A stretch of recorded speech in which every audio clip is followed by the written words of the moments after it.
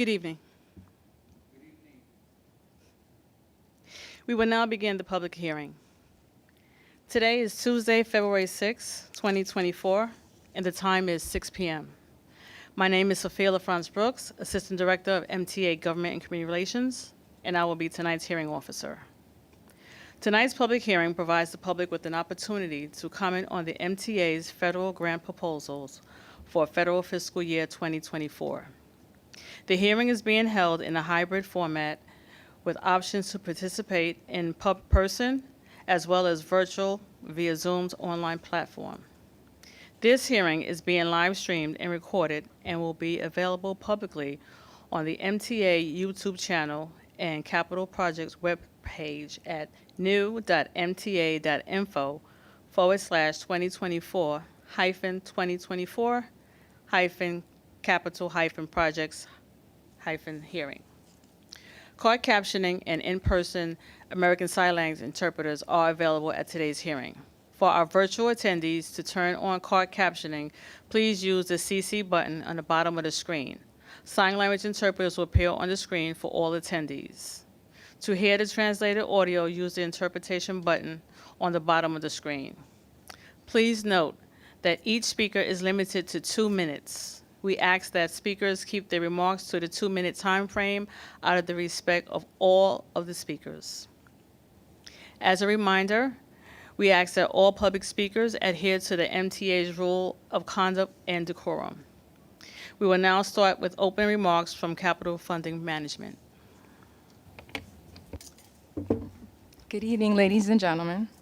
My name is Tiana Grimes, and I am the Acting Director of Capital Funding Management for Metropolitan Transportation Authority.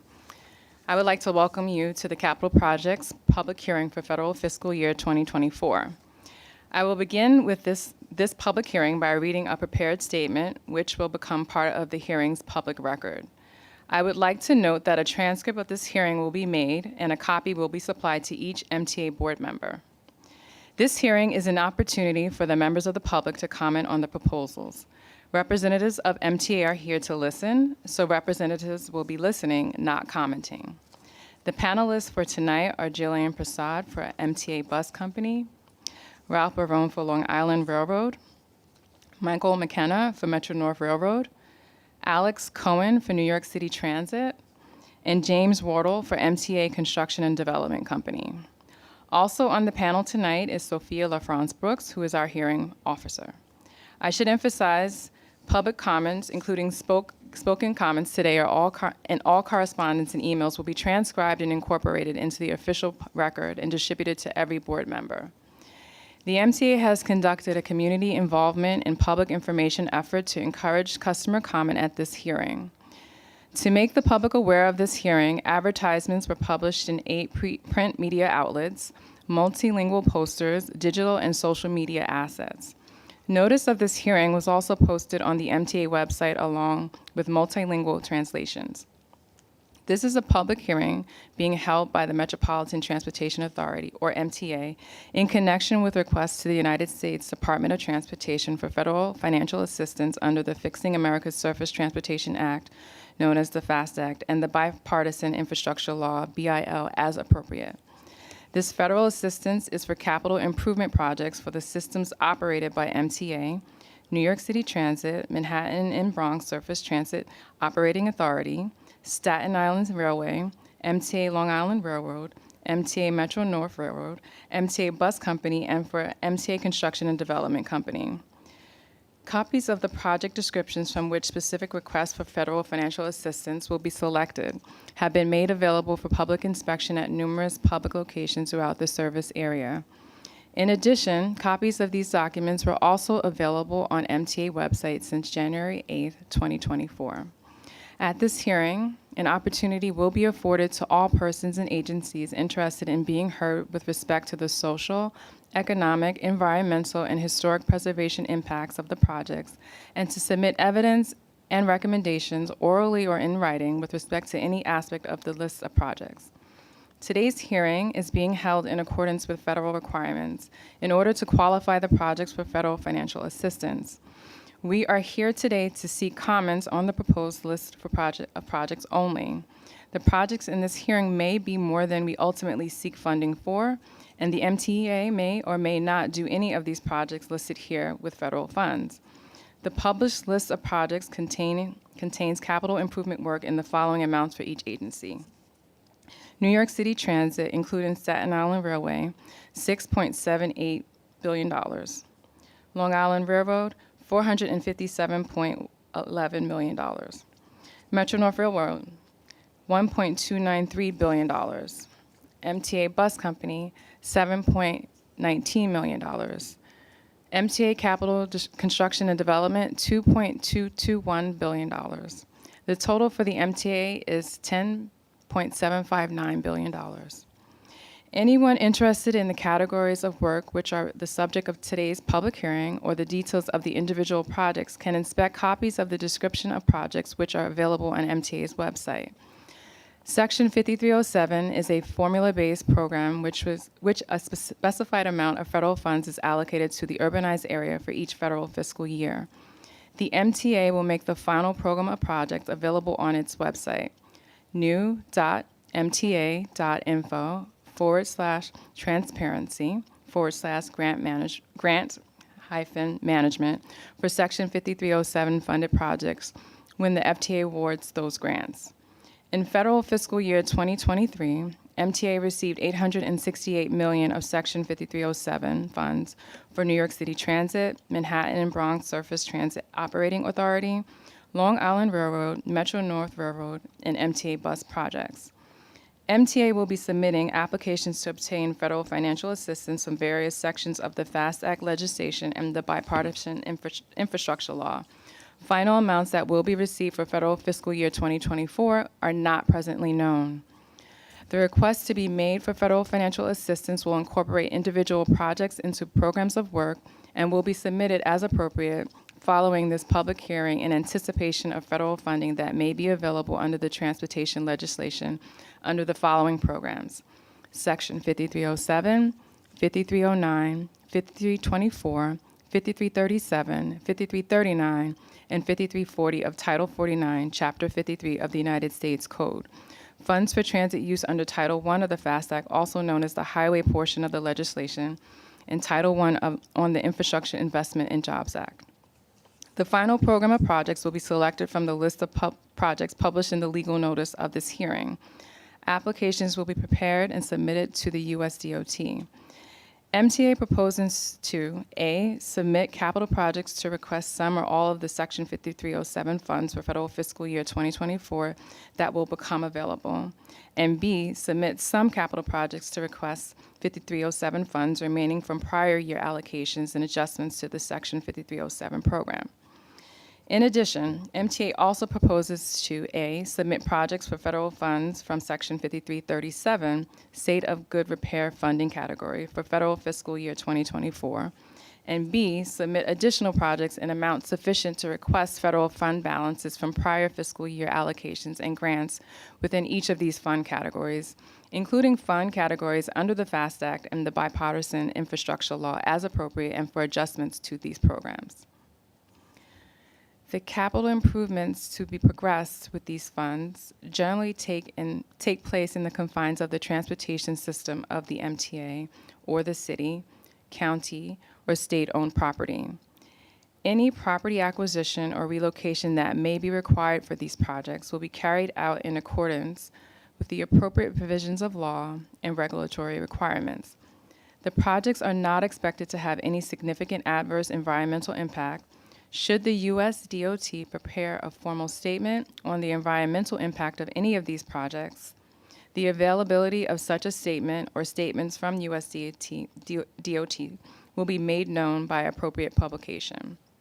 The projects outlined in this public hearing conform to the long-range transportation plan for the New York metropolitan region and have been or will be endorsed by the metropolitan planning organizations of the New York metropolitan region, for Orange County and for Dutchess County as the product of continuing cooperative and comprehensive planning for all modes of transportation. Reduced fare privileges for the elderly, disabled, and Medicare users will be made available as required by federal law. All legal requirements relating to the elderly, disabled, and Medicare users will be met. In closing, I would like to emphasize that the financial aid that will be requested is essential to the implementation of the MTA's capital program. And again, for today's public hearing, the MTA representatives attending this hearing are here to listen to your comments regarding the proposed list of projects. We will not be responding to any comments today. As noted earlier, a transcript of this hearing will be distributed to each MTA board member. Thank you. I will now turn it back over to Public Hearing Officer Sophia LaFrance Brooks to commence the public speaking session. Thank you. We now have 9 public speakers registered. Speakers will be called in the order which they signed up.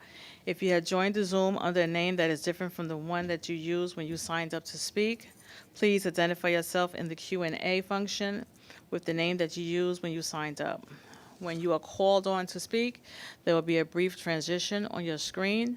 Please make sure that once your screen updates, your camera and microphone are enabled before beginning your remarks. You will not be able to unmute or enable your camera until it's your turn to speak. Please remain patient until then. In the event you miss your name being called, we will call the list one more time after all speakers in attendance have been called first. By attending this virtual webinar, you are consenting to be recorded. Please be aware that there will be an auditory and visual cue to remind you that you have 30 seconds to conclude your mark. Thank you for your patience and understanding.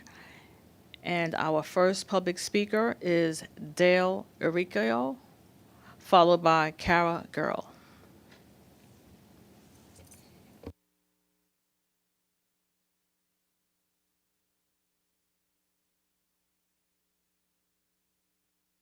Just want to thank you for the opportunity to meet and greet everyone here. A little louder? Okay. My name is Dale Irico, Railroad Construction. Appreciate the opportunity to speak with everyone here. I had a chance to go through your robust capital plan. Really appreciate it. Looking forward to it. Just with one question is with the ADA compliant projects and everything. I noticed it's a good robust system and everything. I didn't know if you were going to expound on that any more with possibilities of additional areas that would be out forthcoming. I know that's a little premature right this second, but if there's any additional projects there that would be considered, would be a consideration. My other part question was as far as the track work. I know this as well as a robust system. The materials are a long lead time right now, which is a concern throughout the industry. Being at the recent NRC Awards event down in Scottsdale, Arizona, that was a lot of consent with the suppliers out there, and I just wanted to pass that information on to you as well. But looking forward to the opportunity, and just would like to appreciate any questions or comments that you guys may have, and just wanted to cut it short at that. Thank you. Thank you. Our next speaker is Kara Girl, followed by Deborah Greif.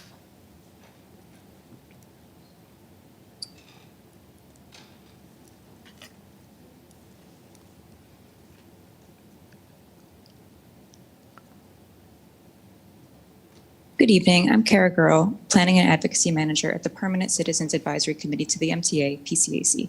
Thank you for holding this hearing on so many critical projects around the MTA region. From accessibility improvements to new train cars to resiliency upgrades to signal updates, the MTA has dozens of projects in the works and on the must-do list. But these upgrades don't pay for themselves, and we're glad to see so many eligible for federal funding in 2024.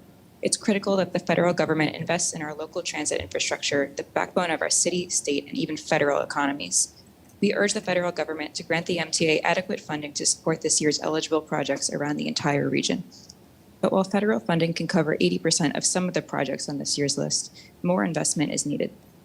That means congestion pricing and the $15 billion it will bring riders must get over the finish line as soon as possible. Congestion pricing will fund many of the projects on the MTA's current capital program, including local matching for some of the projects discussed at tonight's hearing. Riders are already experiencing the impacts of delays to subway signal upgrades and more caused by lawsuits, including from New Jersey politicians. With further delay, the projects that can't get done and repairs that can't be fixed will only pile up, leaving riders to bear the cost. Ironically, that will also affect New Jersey commuters. We need congestion pricing, and we need it now. The petty lawsuits that have cost far more than a $15 toll, they cost riders years in holdups to critical transit improvements, many hours stuck in traffic, lives lost when emergency vehicles can't get where they need to go, and worsening air quality. We urge the federal government to fund these capital projects and hope to see swift implementation of congestion pricing. Many of these and other improvements to transit, including more reliable subways, more train cars, more accessible stations, and more resilient transit, depend on it. Riders can't afford further delays. Thank you. Thank you. The next speaker is Deborah Greif, followed by Christopher Schuyler, virtually. Good evening. My name is Deborah Greif. I have been a lifelong user of the MTA. As you see, I do use a mobility device now as a walker, and I was raised by a parent who is disabled, and I had to learn how to follow the ADA way before it was acceptable, as my mother could not climb and go up and down stairs. I'm very glad to see that on all systems you're going to try to improve to make sure that persons like myself and others who need mobility devices can be able to get in and out of our trains, buses, because I'd love to see not just elevators, I want to see more ramps, because ramps do not break down as fast as a elevator or even escalators. Also, there is one thing I would love to see. For Long Island Cares, when they get me on and off the trains, they have radios. But when I have to get off at Stamford, Connecticut to visit friends, the gentlemen there and women who do the Metro North Cares do not have radios. This makes it very hard because then they have to hold a train to try to make sure that they can get me on or off, and also when they put me on to make sure that I have a seat, as it is not easy to stand when you have a disability and you're in pain. So please, it may not seem like a big thing, but it is. It'll make it safer for me, and then the conductors can be ready to know and tell them which car to put me in. So please think about that. It may be tiny, but think about the safety and the time saved, but also that I and my fellow disabled persons will be able to get on and off without having issues, and we will not delay the trains. Thank you. Thank you. The next speaker is Christopher Schuyler, virtually, followed by in person Christopher Greif.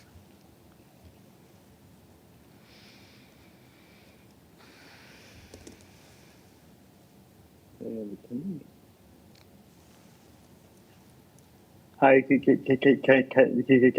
you hear me okay? Yes. Great, thank you. My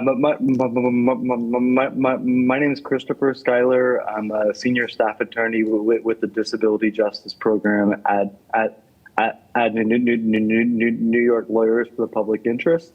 I'm a person who stutters. Thank you for the opportunity to speak tonight on this important topic. And I wanted to raise really a few questions for my review of the capital projects listing.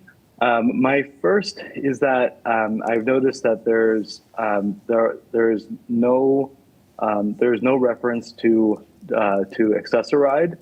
And I know that for section 5307, it does include what says complementary paratransit service costs are considered capital costs.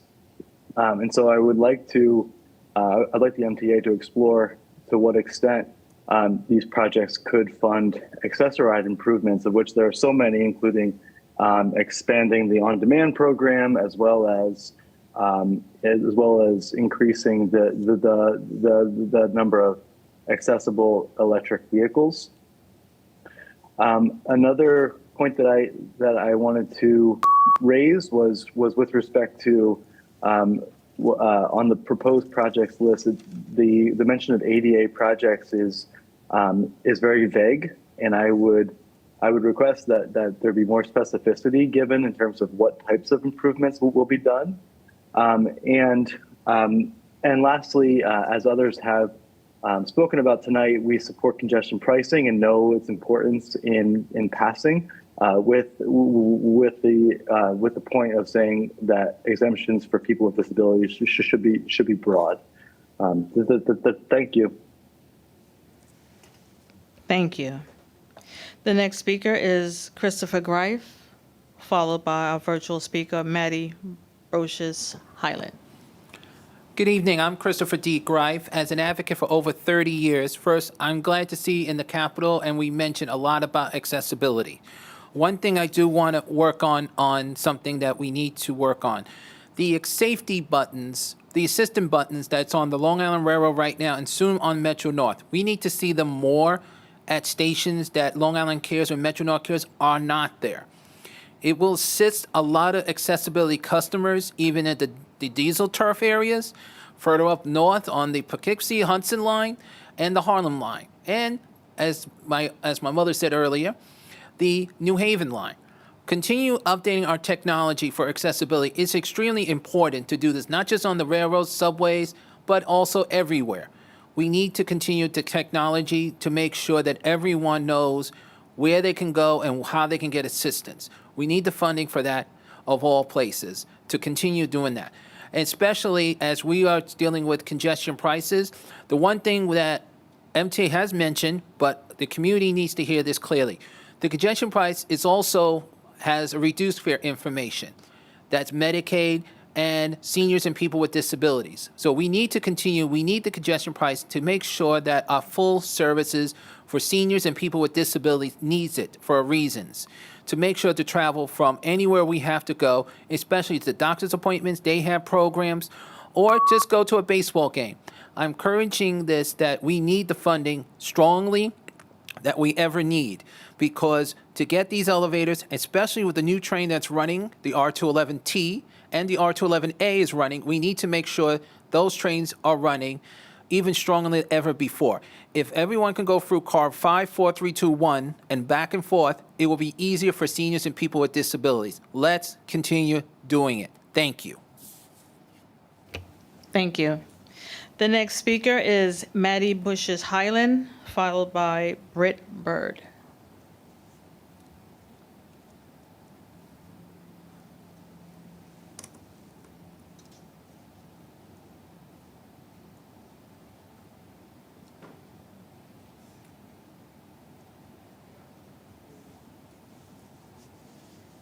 All right. Anyway, good evening, folks. My name is Maddie Bucky's Highland. I want to speak today about the capital projects.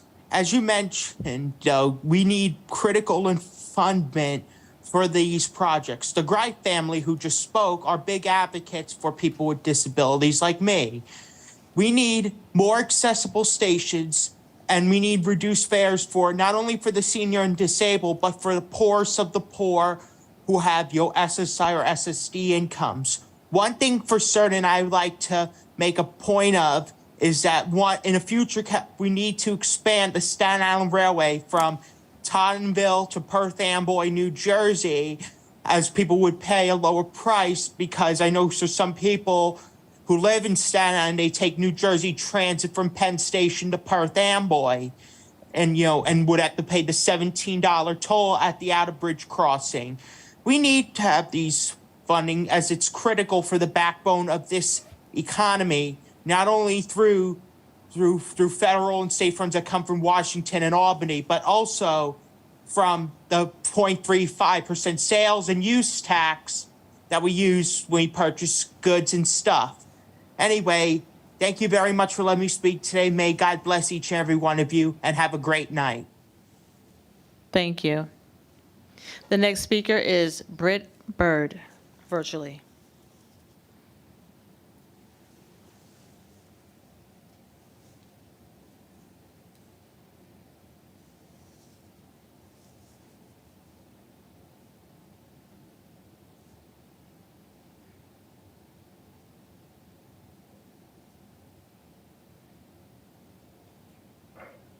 Good evening. My name is Britt Bird. I'm Senior Planner for Brooklyn Borough President Antonio Reynoso. I'm delivering these comments on his behalf. Thank you for holding this hearing on this important package of capital projects. Securing federal funds will be essential to building a more sustainable and accessible Brooklyn. I want to briefly highlight several projects in this package that are aligned with that vision for a healthier, transit-oriented borough outlined in my comprehensive plan for Brooklyn, and how I believe they should inform future MTA planning in the 25 to 29 capital program and beyond. New subway cars will both improve Strathanger experience and enable potential service expansions. In anticipation of an updated and expanded fleet, the MTA should evaluate potential service expansions such as extending the W train into Brooklyn and running additional G trains once CBTC signal upgrades are installed on the crosstown line. ADA improvements such as elevators, ramps, and renovating platforms are vital to creating a modern and truly accessible system. Installing these improvements at hubs such as Broadway Junction should be done as soon as possible in conjunction with other upgrades planned for the area, such as public realm improvements and constructing the Interborough Express. MTA shops and yards are not only essential for our trains and buses to run smoothly and on time, they're also an important source of quality union jobs for Brooklynites. Completing this package of upgrades will allow the MTA to turn its attention to East New York's Livonia Yard in the future. Renovating Livonia is an opportunity to improve our transit infrastructure and solidify jobs near the Flatland Fairfields IVZ at the same time. And if possible, a rebuilt Livonia could include a provision for 3-train revenue service that would extend transit access across Linden Boulevard at a fraction of the cost proposed in the 20-year needs assessment. The Interborough Express is a transformative project that will close gaps in the borough's transit network. With such a massive project, it is important that the MTA not take any half measures. The MTA should take advantage of this preliminary engineering funding to exhaustively study alternatives that avoid street running and preserve a dedicated right-of-way for the entire line. Finally, I'd just like to briefly emphasize that this relies on the successful and thorough implementation of congestion pricing to deliver local matching funds and boosting our public transit. It is imperative that the MTA follow through on implementing the program. Chipping away, providing carve-outs, or otherwise subverting congestion pricing erodes our ability to carry out essential capital projects that make our stations accessible and ensure our transit stays in a state of good repair. Thank you for this hearing. I look forward to continuing to partner with the MTA to deliver world-class public transportation in Brooklyn.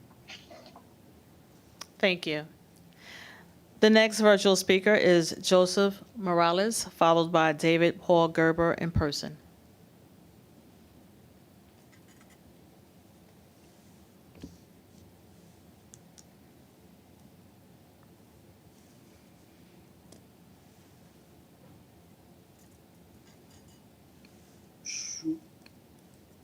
Okay, can everybody hear me? Yes. Thank you. Good evening, everyone. My name is Joseph Morales. I attend Bronx Engineering and Technology Academy in Marble Hill. I intended to be with you guys in person today, but unfortunately a foot injury has prevented me from doing so. However, I'm grateful to be speaking with you all today. I feel like the MTA should take more action to educate people on the importance of their capital projects, especially with congestion pricing starting soon. One person on social media that I saw claimed that the MTA should invest in better service and more security on the subways rather than new subway cars, even though, as we all know, features of the R211, such as new security cameras or wider doors, are helping to address these issues. Also, I feel like for transit technical assistance, the MTA should prioritize LIJ Jewish Hospital and the Green Acres Mall due to the prevalence of MTA bus service there versus other parts of Nassau County. Here, the MTA could use the opportunity to educate people on transit improvements near these locations, such as the elevator and escalator replacement at the Valley Stream LARR station and the Queens Bus Network redesign. I've been to Green Acres Mall quite a bit, and it can get very congested on Sunrise Highway sometimes, so this is a really good place to encourage transit use. Lastly, for station renewal on the Harlem line, communities surrounding rail stations should have opportunities to provide inputs on the improvements they believe is most important to them. Stations along the Harlem line are often in the downtowns of suburban communities and are truly vocal points of these towns. Therefore, commuters should have a say in what those stations look and feel like and how they contribute to the character of their neighborhoods. Thank you for your time. Thank you. The next speaker is David Paul Gerber.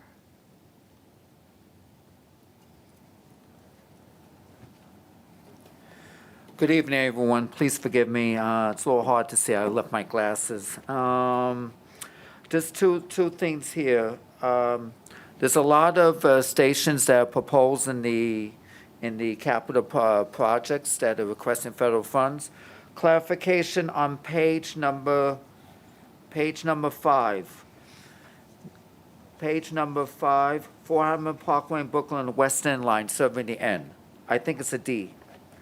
Similarly, ADA package number 8 shows 400 Parkway in Brooklyn serving West End line serving N, and 18th Avenue in Brooklyn, West End line serving N.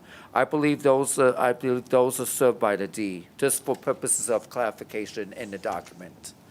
A lot needs to be done about these projects itself. What the MTA should really consider is that many times disabled people would take the bus to the train, and some bus lines, such as the BX16 in the Bronx and the B3 in Brooklyn, still do not have access to a subway station itself.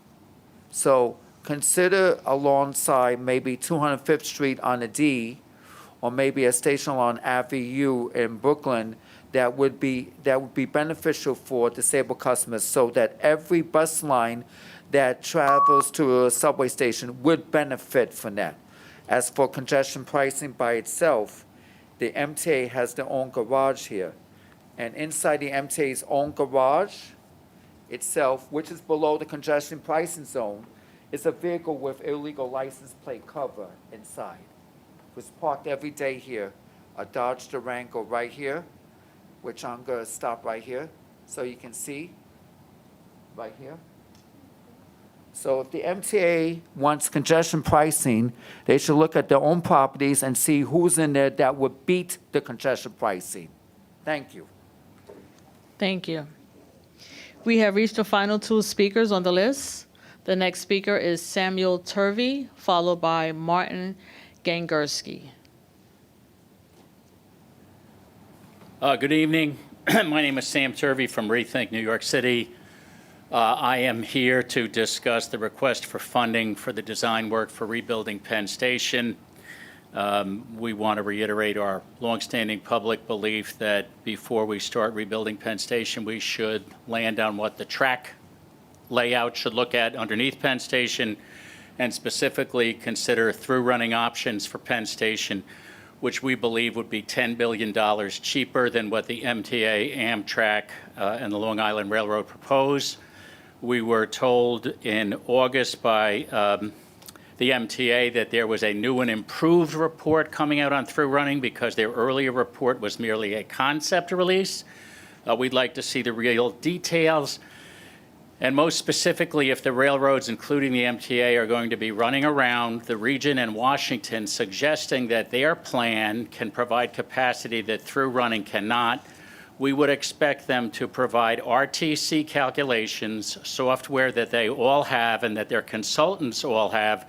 We would like to see what the RTC calculations say about their proposals for a southern expansion of Penn Station and our proposals, which would mean that we could provide similar capacity within the envelope of the Moynihan and Penn Station framework.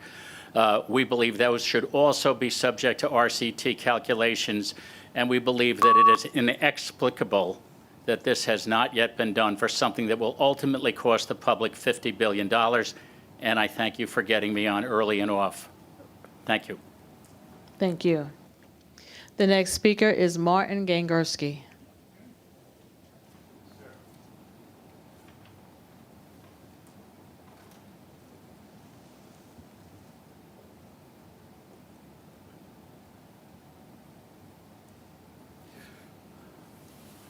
Good evening, ladies and gentlemen, members of the board, and thank you for the first time in a while actually allowing us to have a hearing in public, because the past 3 years everything was virtual because of the coronavirus. Now, I will admit we did lose money when we lost ridership during that period, and for a while the buses had to let people ride for free because they couldn't get on the front for the obvious reason. Now, we do need money to make up for those losses.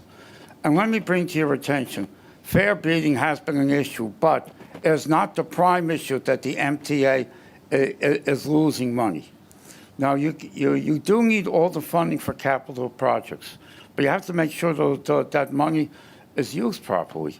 You got a lot of subway lines shut down constantly for track work, no completion yet. You got stations where they got half the stations closed where they're doing rehabilitations of stairways, elevators and escalators that are constantly going out of service, even after they're fixed. You have to start looking at that. We need a timetable for all those constructions. And the Q line, which is my train, has the oldest equipment running. And the trains they have, which used to be on the F, were regarded as unusable when they were first put on in 1972.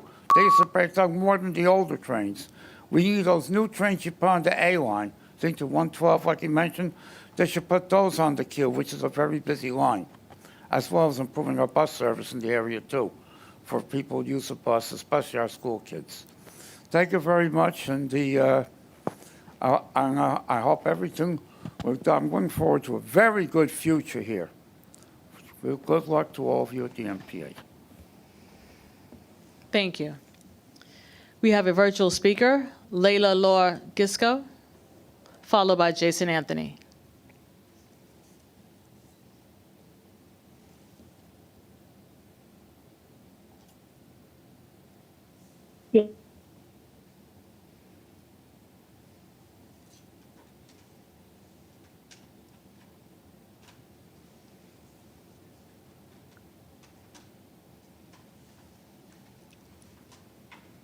There'll be a brief transition after you are called. Please make sure that once your screen updates and your camera, if you decide, and microphones are enabled before you begin your remarks. Good evening, everyone. Are you able to hear me? Yes. Thank you so much. My name is Layla Logizito. I am the chair of the Land Use, Housing, and Zoning Committee of Manhattan Community Board 5. Manhattan Community Board 5 is the home to Penn Station, which is the largest train hub in the Western Hemisphere. I am here to testify to actually call on the MTA to reissue the request for funding so that the funding for the reconstruction of Penn Station would come from FRA and not from FTA. We believe that resources from FTA, which are for commuter transit, should not be allocated to the reconstruction of Penn, which falls squarely within FRA, given that the train station belongs to Amtrak, a federal corporation. So we urge the MTA to reconsider this request for funding and further moving forward, conceive of a plan that could be fully funded at the federal level from funds coming from FRA rather than FTA. Thank you for the opportunity to comment tonight. Thank you. The next virtual speaker is Jason Anthony.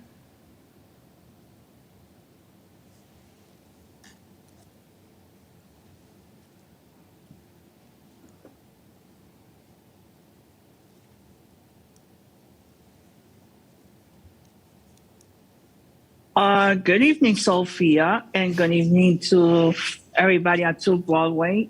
Jason Anthony here, a member of the Long Island Railroad 88 Task Force. My remarks are basically in support of every single capital project that the MTA is proposing for the year 2024. Obviously, we need more federal funds to come in because we know that Congress right now is a total chaos. Second, we need congestion pricing to be finally implemented. Obviously, we need more elevators, ramps, and escalators in all of the 492 subway stations, in every station along Long Island Railroad and Metro North. So I hope that we will get the federal funding necessary to do all the necessary upgrades. So that's all for my remarks. Thank you very much for having me. Thank you. We have exhausted list of in-person speakers.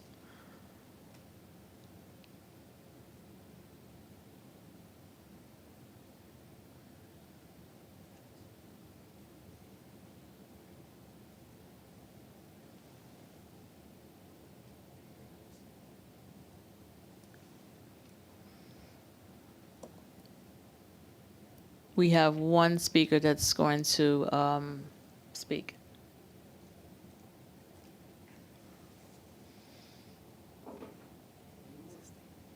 Good evening, everybody. Is this on? All right. 1 second. David Feliciano? Yeah. Okay. All right. So, discussion is like, the capital projects, like it's been in radical, the budgeting. Now I want to say, to my transit side, subway and buses sides, we, and manufacturers between, other several companies in manufacturing. Now, I want to explain how that new train, how to go so far with this new gangway thing that opens almost about last week. Anyway, congrats to Kawasaki. But anyway, just want to let you know that that the transportation of the future and the decade millennium of the past now, we need to refurbish that things going on, that every system that I heard, I've been seeing, but sometimes public transportation may be dangerous, but hey, it's our birthplace, it's New York. But anyway, let's just refurbish it this decade. We getting really too much worse. There's crumbling ceilings, construction work, and people not a big fan. Also, public safety and diverse racial equality. But another thing is, we need to stop this. Second of all, the kids, where's the parents? Need to supervise, need more supervision than public transportation and against between of youth and families of loved ones. We cannot continue to be going on and living like this and say bearing with kids forever. We need to refurbish in this decade, and we need to stop this. So this agency needs to fix, and let's move on to the next level in the maturity. So thank you, guys. Thank you. The next and last speaker is Juan Castillo.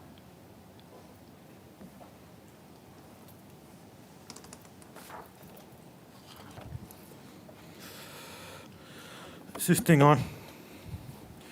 I'd like to thank the people who give me a chance to speak out. I've reviewed everything I've seen here from this capital project. So what I'm asking, I'm sure everyone is looking forward to break ground for phase 2 of Second Avenue subway. Well, to have the queue extend north up 96 to 125th, then make a left and stop at Lexington. What I'm interested in seeing is like an expansion of phase 2 to have the Q train extend west along 125th to Broadway, as well as having an extra stop on 2nd Avenue for 125th. So each stop will have like a two-track one on the platform stop, except for the proposed St. Nicholas Avenue 125th, which I want to see be built as a two-level stop with each level with one track and one side platform. Uptown would be on lower level, downtown lower level. For that way, we can have the 2nd Avenue subway connect to the IND 8th Avenue, in which we can have like some temporary yard moves for the Q&T train. Have it go to 207th Street or Concourse Yard. As for the 125th and 2nd Avenue stop, have it built for the U line, which will run down 2nd from 125th and 7 to 72nd, and then along the 63rd Street Tunnel to Queens as part of Queens Link project. Thank you. Thank you. We have exhausted the list of in-person speakers as well as our virtual attendees. The current time is 6:46, and this concludes the public hearing. Thank you all for your participation. Good night.